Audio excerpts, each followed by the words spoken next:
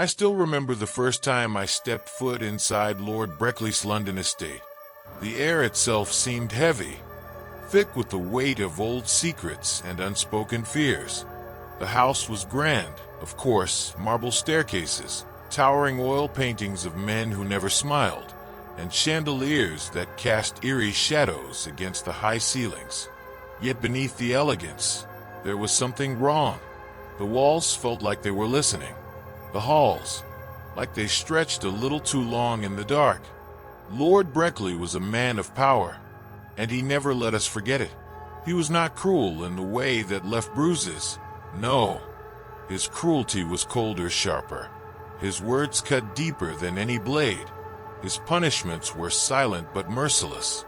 One wrong step, one misstep in his presence, and you would find yourself cast into the streets without warning. We all feared him. We all obeyed. But no one, not even Lord Breckly himself, was as feared in that house as Ailee. Ailee had been in Lord Breckly's life for years before I arrived. She was young, too young for him. Her fiery red hair and striking green eyes gave her an ethereal beauty. But there was always sadness in her gaze, as if she had already seen too much of the world. She never spoke of her past, but the whispers among the staff claimed she was the illegitimate daughter of some nobleman, discarded and left to fend for herself until Lord Breckly took her in as his companion. But companionship was not what I saw in their relationship. I saw ownership. He controlled her, just as he controlled the rest of us, but in a far crueler way. If he was cold to us, he was glacial to her. He never struck her, not in front of us, at least, but the way he spoke, the way he looked at her, made it clear she was little more than an object in his possession. And Ailee, despite her beauty, despite her youth, was trapped. The night it happened, the air in the house was different, stifling, charged, the kind of night where you feel something lurking just outside your vision, waiting. I was preparing for bed when the scream shattered the silence. A woman's scream, piercing, desperate, filled with a terror so raw it sent chills racing down my spine. I knew that voice. Ailee. I bolted upright, as did the other servants. We rushed towards the grand staircase, our feet barely making a sound against the polished floors. But before we could ascend, he appeared. Lord Breckly stood at the top of the stairs, his face a mask of cold fury. His breathing was heavy, his hands clenched into fists at his sides. "No one goes upstairs," he said, his voice eerily calm. We hesitated, exchanging nervous glances. From somewhere beyond him, deep in the corridor, a faint rustling sound echoed, a muffled sob, a pained breath. I wasn't sure. One of the older maids, brave or foolish, stepped forward. "My lord is Lady Ailee. She is fine," he interrupted sharply. His voice was final, unforgiving. A tense silence followed. We all stood there, frozen in place, knowing that something was terribly, horribly wrong. But no one dared to question him. One by one, we turned back, slowly, reluctantly. But even as we left, we all knew the truth. Ailee was not fine, and we would never see her again. The morning after Ailee's scream, the house felt different. The kind of silence that didn't just settle over the halls, but pressed against them. It was suffocating, unnatural. Ailee was gone. No one said it outright, but we all knew. She hadn't left on her own. Lord Breckly had made sure of that. At breakfast, the table was set as usual, but her seat remained empty. The other servants exchanged uneasy glances, but no one dared to ask aloud. It was as if speaking her name would summon something we weren't prepared to face. Lord Breckly, for his part, acted as though nothing had happened. He sat at the head of the table, sipping his tea with slow, deliberate movements. His expression was unreadable, but there was something in his eyes that hadn't been there before. A shadow. I remember standing near the doorway, gripping the tray in my hands, waiting for anyone, to say something. But they didn't. We all just accepted it. Or at least, we pretended to. That night, I couldn't sleep. Every time I closed my eyes, I heard her scream again. The desperation, the terror. I tossed and turned, my mind unable to shake the feeling that something in this house had shifted, that whatever had happened to Ailee had unbalanced it. Then, just past the 10th bell, I heard it. A sound so faint I almost convinced myself I imagined it. A whisper. At first, I thought it was just the wind, but it was too human. A soft, choked sob, drifting through the dark corridors. I sat up in bed, my heart pounding. The other maids were asleep, undisturbed. And then it came again. A woman's voice. Muffled. Broken. I forced myself out of bed, my pulse racing, and followed the sound down the dimly lit hallway. The closer I got, the colder the air became, the candle in my hand flickering as though struggling against an unseen force. It led me to her room. Ailee's door, which should have been locked, stood open just a crack. The sobbing had stopped. I hesitated, every instinct screaming at me to turn back. But something compelled me forward, a morbid curiosity, a deep, gut-wrenching guilt. I didn't know.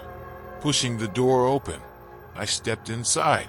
The room was undisturbed, the bed neatly made, Ailee's belongings still in their place, untouched, as if she had never left. But the air was wrong, heavy, charged. And then, from the far side of the room, the closet door creaked open. My breath hitched. The candle's flame sputtered, struggling against the sudden chill that filled the room. And then I saw it, a shadowed figure standing in the dimness.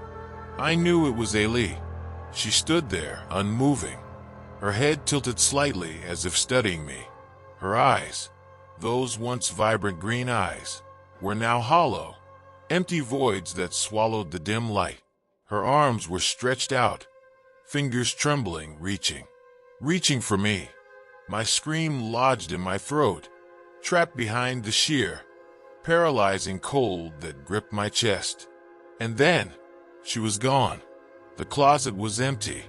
I stumbled backward, my breath coming in ragged gasps, my mind desperately trying to grasp what I had just seen. But deep down, I already knew. Ailee hadn't left. She was still here, and she wanted us to know it. I barely slept after that night. Every time I closed my eyes, I saw her, Ailee, standing there, reaching. Those hollow, empty eyes burned into my mind like a brand. The next morning, I wasn't the only one who looked shaken. The other servants were pale, their eyes darting toward the hallways as if expecting someone, to be lurking just out of sight. And then the noises started. At first, they were subtle, a faint creaking of the floorboards when no one was walking, the distant rustle of fabric, like a gown brushing against the walls, a whisper of breath where no lips should be. By the third night, no one could deny it anymore. Ailee was still here. It was always at the 10th bell. That was when the sobbing started. The first time we all heard it together, we were gathered in the servants' quarters, trying to convince ourselves that we were imagining things. And then the sound pierced the silence, a low, broken wail, floating down the corridor like a gust of icy wind. We all froze. The voice, it was unmistakable. It was her. One of the younger maids, Mary, clutched my arm, her fingers digging into my skin. "She's crying," she whispered, her voice barely audible over the soft weeping that filled the air. We didn't move. We didn't breathe. The wailing grew louder, more desperate, the kind of sobs that twisted something in your gut, that sent shivers racing up your spine. And then came the footsteps, slow, measured, pacing the hallway just outside our door. I knew what would happen next. Someone would look. Someone always looked. I tightened my grip on the candle in my shaking hands and turned the knob. The door creaked open, revealing the long, dark hallway beyond. The air was freezing, my breath coming out in white puffs. At first, the corridor was empty, and then I saw her, Ailee. She was standing near the grand staircase, her back to me, her figure barely illuminated by the candlelight. Her shoulders shook with quiet sobs, her gown hanging from her body in tattered, spectral shreds.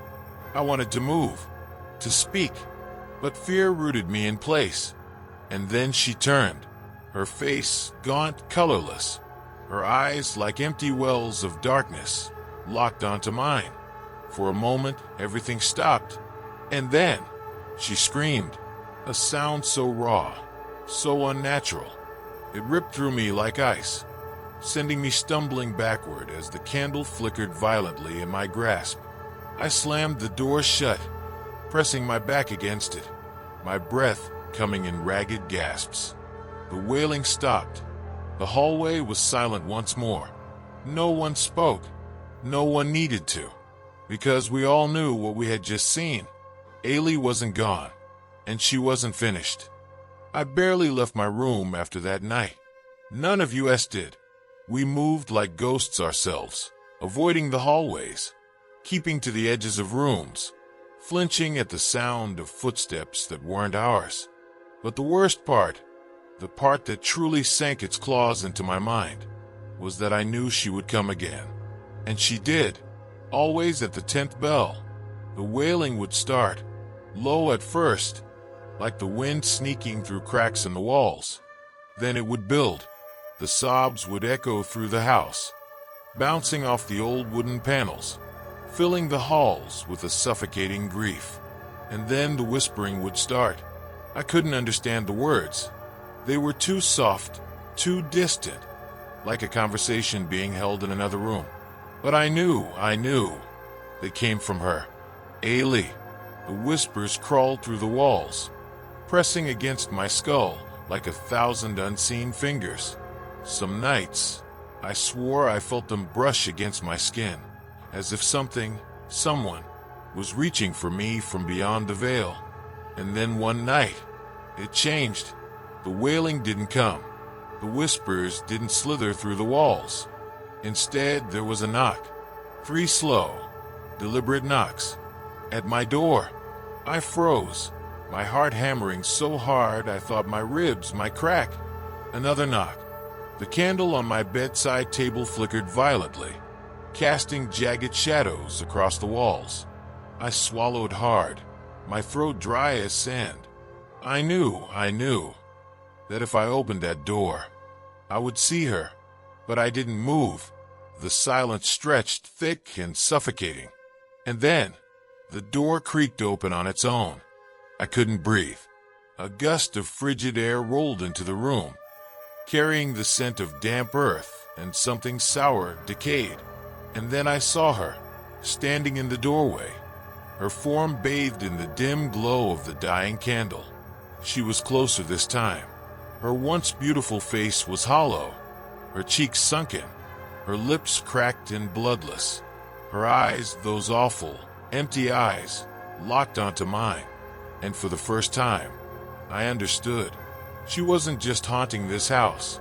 She was trapped, and she wanted something. Ailee lifted one trembling hand and pointed. Not at me, not at the door, but at the closet. The realization hit me like a thunderclap. That's where she had disappeared before. That's where she had always pointed. She wanted me to see. I didn't want to move. Every instinct screamed at me to run, to shut my eyes, to pretend this wasn't happening. But I couldn't. I had to know. With shaking hands, I grabbed the candle and stepped toward the closet. The door loomed before me, dark and foreboding.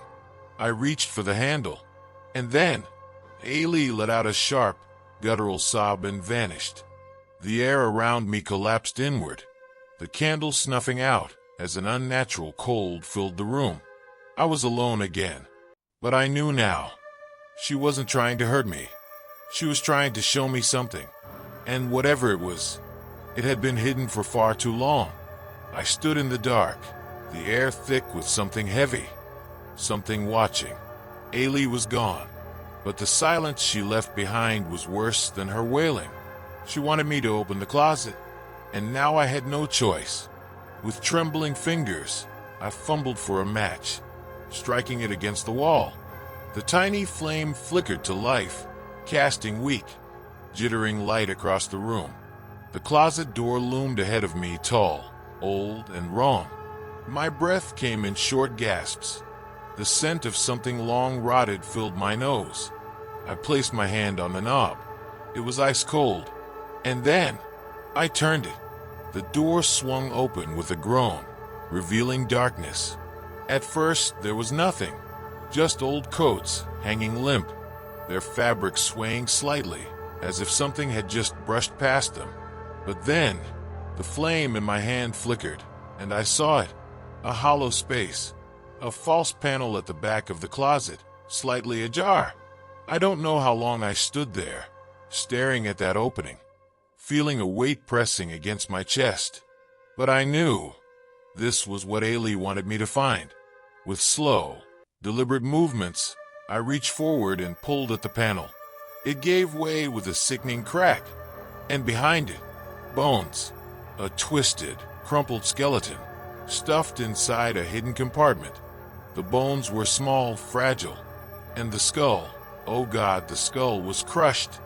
Ailee, her remains had been here all along. I stumbled back, while rising in my throat, but before I could react further, a chill swept through the room, and I felt it, her presence. And then, the scream. It ripped through the walls, a piercing, agonized wail that sent me crashing to my knees. The room shook. The very air vibrated with her torment. The candle in my hand snuffed out, plunging me into darkness. And then, silence. When I finally dared to open my eyes, the room felt different. Lighter. The air no longer carried that heavy, suffocating dread. She was gone. Ailee had been freed. The next morning, I left the house. I didn't tell anyone what I found, but before I left, I stood at the doorway one last time, looking back at that cursed place. And as I turned away, I swore I heard a whisper. Soft, faint, "Thank you." Then nothing. Just the wind. Just silence. The house was sold months later, but I never went back, and I never will. Some souls, once freed, should never be disturbed again. If you enjoyed this chilling story, don't forget to subscribe to Beyond Fear and hit the bell icon so you won't miss any of our upcoming videos. Here, you'll find more real stories filled with mystery, psychological horror, and the supernatural every week. Before you go, make sure to check out the 2 videos that just popped up in the end screen. I promise, they'll leave you with goosebumps. See you next time, if you dare.